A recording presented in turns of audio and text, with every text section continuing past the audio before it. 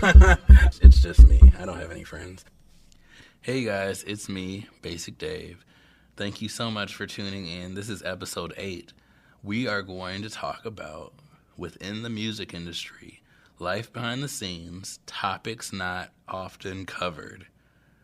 This is interesting because there's so many viewpoints that can go. There's so many directions that this could go, but we have to focus it because we only have 30 minutes. But I want to talk about a few things, at least 7 things, right?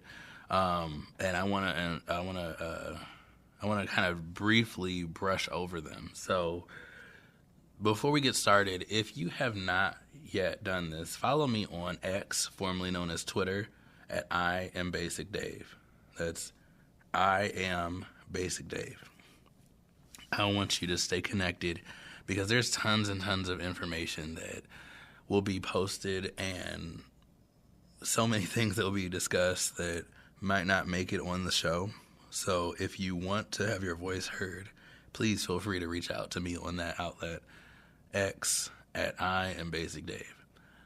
Also, retweets are not endorsements, so don't get happy. Okay, let's get started. Episode 8.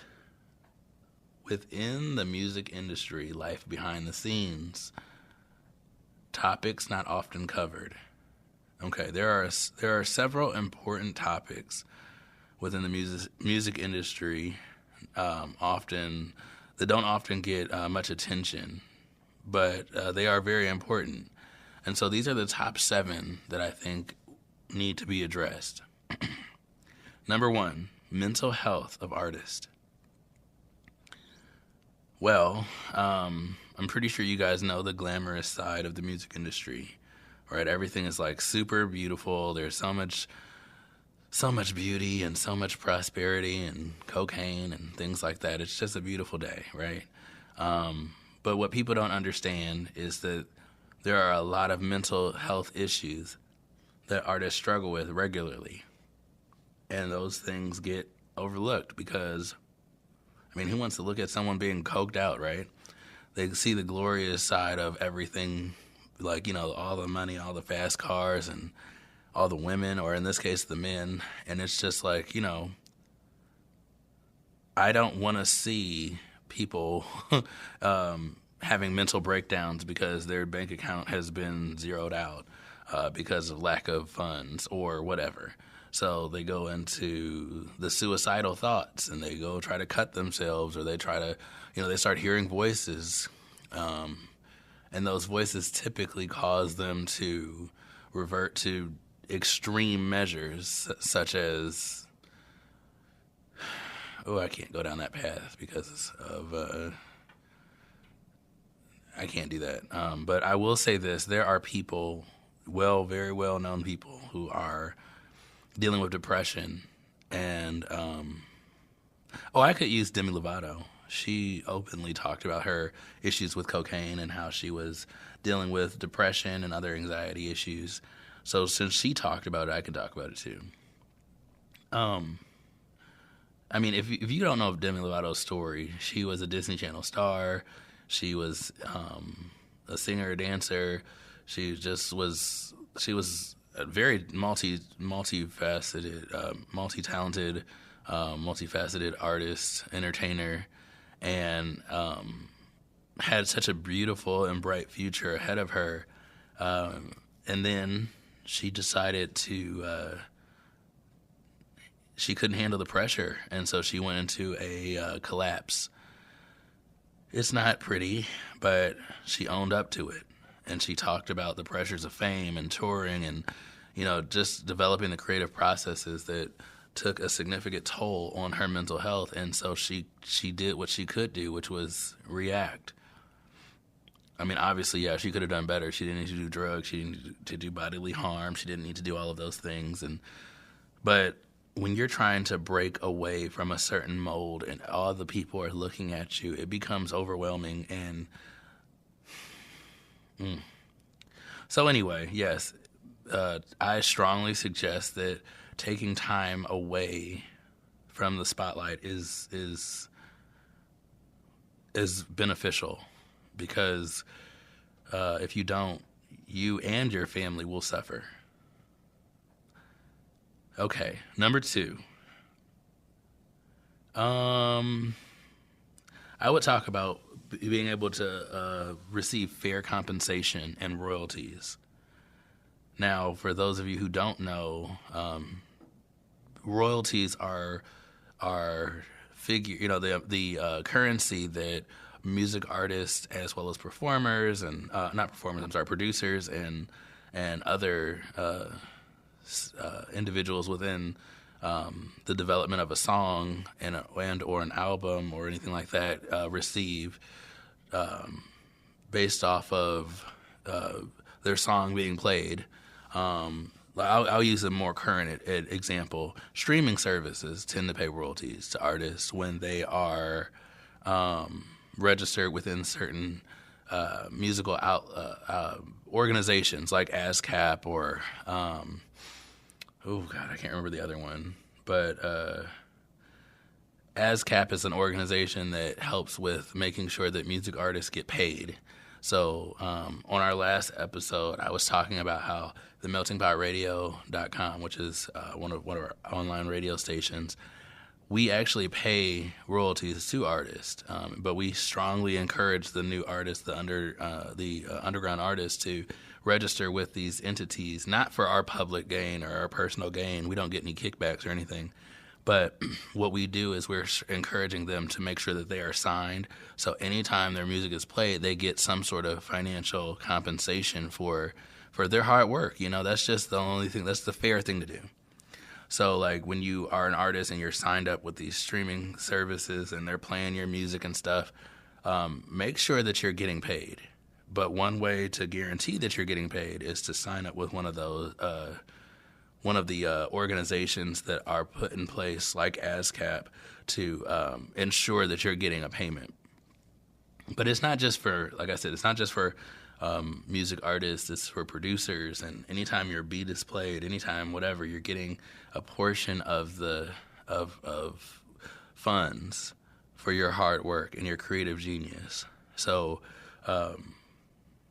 But the idea of women not getting paid the same amount as men in this industry is pretty accurate. But I would even go as far as saying like races, races get paid differently, specifically because like if you are, let's just say you are a country artist, right? And you're a white country artist and you have or a white country female artist, right? You have 15 other people that are in that same industry or that same genre. But then you have a black male enter that industry who's singing country songs, pop country songs, or whatever. He now will get paid more than the white female artist. Why? Because there's less of him. And also men get paid more than women. I mean, that's just across the board. I don't know why. It just is. Is it wrong? Definitely. But in this case, this black country artist will get paid more than a white female country artist. So, yeah. And then next, I want to talk about diversity and inclusion. Oh, man. So I'll go back to the country artist situation. Lil Nas X. I'm sure you guys are familiar with this guy. I don't want to get too deep into his life because I don't want to introduce legal actions, or I don't want to have any legal actions taken upon me, because of slander. But I will say this. There have been massive reports that he is rebranding his life to represent something that he is not technically participating in, just to stay relevant. So, for example, if you are not familiar, Lil Nas X has recently come out as being a homosexual country artist who is now switching over to the mainstream pop world, and then he's also into Satanism and other things like that from what reports are sharing. But based off of the individuals I've spoken with, that is actually an attempt to stay relevant, and that's a whole nother conversation. In fact, that's actually going to be discussed on episode 9. So we'll talk about that during the Within the Music Industry, life behind the scenes of industry secrets. Ooh. But yeah, so anyway, diversity and inclusion, there's a huge push for people to accept all types of individuals and different genres of music. But that actually has that's a whole nother topic too, but it actually could hurt more than help. And we'll discuss that later on. Actually, number 7, we'll highlight that a little bit more. What else? Oh, number 4, environmental impact on touring. So, to put on a tour, I'll just use a local tour. To put on a tour, the breakdown of a tour is you have your manager or your team reach out to different venues. Most people put their tours in areas where their audience is high. So if you are a hip hop artist and you decide to go to Boise, Idaho, there's a strong chance you might have maybe 3 people show up.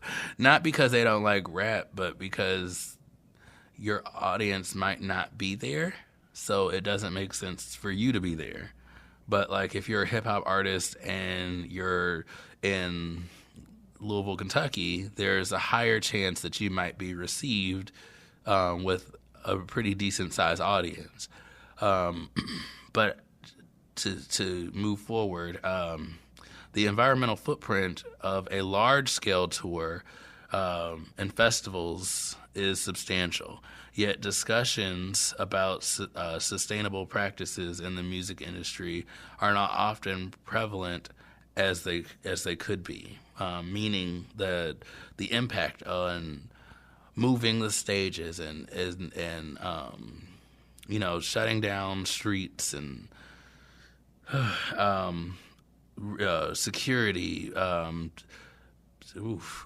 Everything is food trucks, permits, sanitation. I mean, you just name it.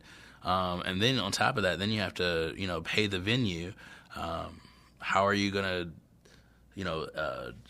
logistics between getting in and out as far as the performance goes? Is it just you? Is it going to be multiple people? Like, there's a plethora of things that go into planning a successful festival and or event or tour. I mean, there's just the whole thing. And then on top of that, you don't want to double back. Like, you don't want to be like, hey, we're going to put a tour in Miami, Florida, and then we're going to go up to Maine, Bangor, Maine. That's, and then we're going to go from Bangor, Maine to Nashville, Tennessee, and then from Nashville, Tennessee, we're going to go to California, Sacramento, California. Like, it's too much. You have to kind of go in like a order, so that way people can build anticipation. And then, who knows, maybe if people liked your performance in Nashville, they might go to your performance in Louisville, which is 2.5 hours away, I think. So, that you could still get repeat attenders, from there you could maybe go to Cincinnati, which is an hour and a half away or 2 hours away. Like, you see what I'm saying? So you want to make sure that everything makes sense and that you have a better chance of yielding a higher return on investment. But,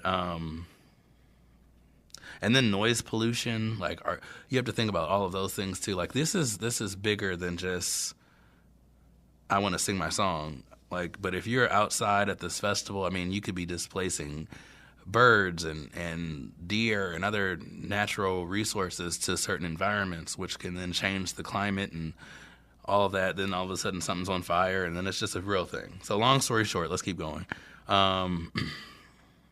Yeah. Let's take a quick break. I'll be right back.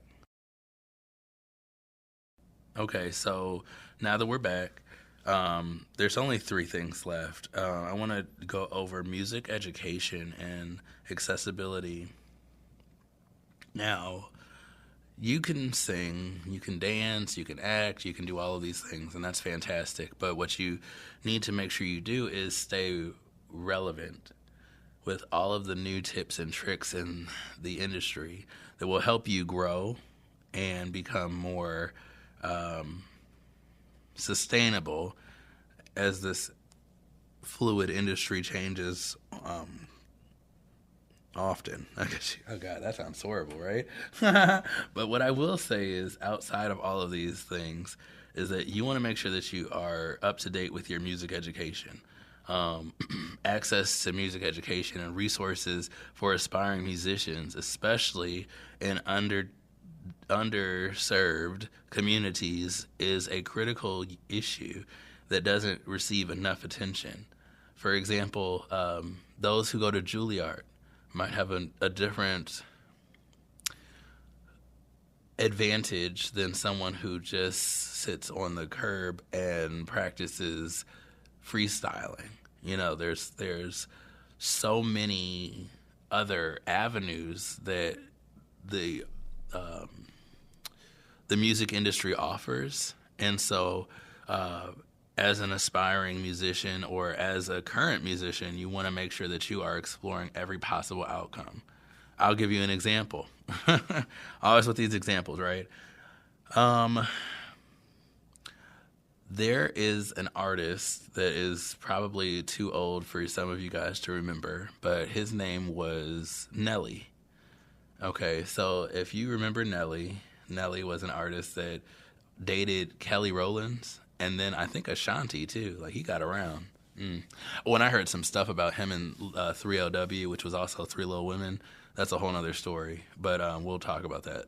Well, I don't know if we'll talk about that because they weren't really that interesting. They had like 2 good songs, but long story short, Nelly is a rapper who came up in the 2000s, and he was from St. Louis. So shout out to St. Louis. And he decided he wanted to do a record that was a double record, and he released it on the same day. And one was like this like country thing. I don't know where he was going with this. And then there was like a non-country version, and both CDs came out. They did not do well, and so I think that was like the beginning of his downward spiral. I'm not laughing. I'm not laughing at him. I'm just laughing at the fact that, I mean, at least he tried. He didn't just sit up here and like try to stay in his little bubble. He did try, and it failed, but he did try. So snaps for him. But outside of that, there are so many artists who try to transition into different genres. Like, oh God, what's that guy's name? It's going to be on the tip of my tongue. The young guy, the white rapper who has like all those tattoos on his face. Post Malone, that's his name. Okay, I don't know if something is going on in the atmosphere, because I don't understand how you could become this hardcore gangster rapper and then switch and wear hot pink salmon suits, and then all of a sudden you're this smooth jazz / eclectic R&B / country pop star. I just don't understand. But maybe that's just me. I mean, if you look at it, what's his name? Justin Bieber went through the same situation where he was like this, Kids Bop approved singer. Next thing you know, he's dating black girls and then, having all these babies and things, allegedly. And then now, he goes back to being white. There's just a lot of things that are concerning to me on so many levels, but this is the industry, and you have to be able to adapt. You can't just sit here and allow yourself to become stagnant. I mean, look at Beyonce. All these awards, but she never really won the one she really wanted. And then she realized, hey, Taylor Swift is always winning these awards because she sings country.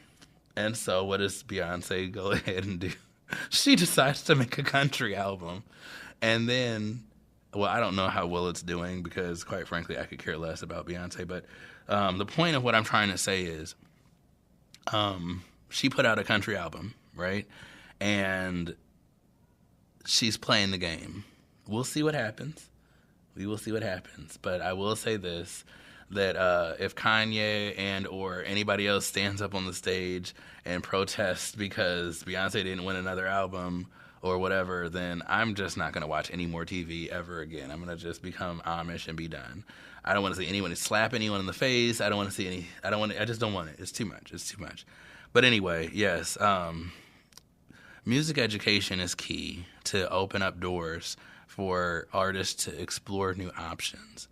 So, let's move on. Technological advancements and their impact. I think we talked about this in another episode about tech and how tech is involving itself into everyday situations where, like, literally you can record a whole song on your cell phone and edit it and send it out on Spotify and all these different distribution centers and all of that from your phone. So, like, that's interesting that that's a possibility. But the downside is, with it being a possibility, then you tend to get, or consumers tend to get, exactly that, cell phone music. And so, I mean, if this is what this generation's okay with, then that's exactly what they're going to get. Yeah, so just being aware of the technological advancements. I don't know if people still use auto-tunes. I'm not sure if that's a real thing anymore, but that used to be. And before that, I mean, when records were around, you just heard the crisp pops and flicks and clicks of people's voices. And, that was a beautiful time. Beautiful, beautiful time where you just heard the crisp, clear sounds of their song. Like, you could feel the love. Like on a Reba album or like the Temptations or whoever. Like, you just, Elvis, the Beatles, oh my gosh, you could just hear quality. And then you have this. So, evolution does things, sometimes good, sometimes bad, but we're going to keep going. And the last thing I want to address, which is a topic that is typically overlooked in the or not covered in the music industry, is cultural appropriation. This is one of my favorite things because I remember writing an article a few years back about, is it cultural appropriation or cultural appreciation? About, like, paying respects to other heritages and other cultures and paying respect to different music genres, all types of things. And I highlighted how, okay, I'll give you an example. Bob Marley and all of them, Rastafarians and all of those people, they have a tendency of wearing dreadlocks, right? The locks is just a part of their look. They're not walking around with buzz cuts. They're not walking around with, their high top fades. There's no kid and play action going on. They're stuck with their locks and they like their locks, and that's what they do, right? So if a white person decides that they want to wear locks, it's considered cultural appropriation. Why? I don't know. I mean, locks are nothing but nappy hair matted up together. And at the end of the day, I mean, people just get their hair matted up because they don't take care of it, or they choose to force it into that field. So I guess it should just be allowed, right? I mean, people want to get upset when other people do it. I'll use an example. There were a lot of memes going around talking about how white people shouldn't use cornrows or what is it called? French braids. But when you look back, I mean, the Dutch were doing it way before people in Africa were doing it. So, I mean, I guess at the end of the day, is it cultural appropriation or is it just you're braiding your hair back so it's not in your eyes? I mean, there are so many ways to look at this. I mean, because when you look at certain black females, like, God, I can't even. I won't use Cardi B anymore because I'm done with her. But I'll say like Megan Thee Stallion or Ice Spice or these other current artists. These women are walking around with hair straighter than their teeth, and yet they're acting like that's their hair. I don't know many black girls with straight hair, but I mean, if I do, 9 times out of 10 they bought it. Or they had some sort of supply, some sort of texturizer or something like that to help them straighten it out. But would that be cultural appropriation that they're trying to replicate white women? I mean, I don't know. These things just don't make sense to me. But I think that it is very important to address the fact that there is a fine line between cultural appropriation and, cultural appreciation. Some people have an issue with Robin Thicke singing soul. They're saying, why is he singing soul? He's a white guy. But soul is just soul. Country music is R&B, just with predominantly white singers. I mean, there's no difference. A love song is still a love song. It doesn't matter who's singing it, in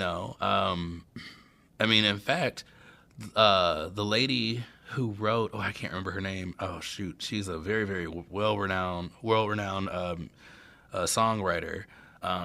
She wrote most of Whitney Houston's greatest hits, and she was a white woman. Oh gosh, I will.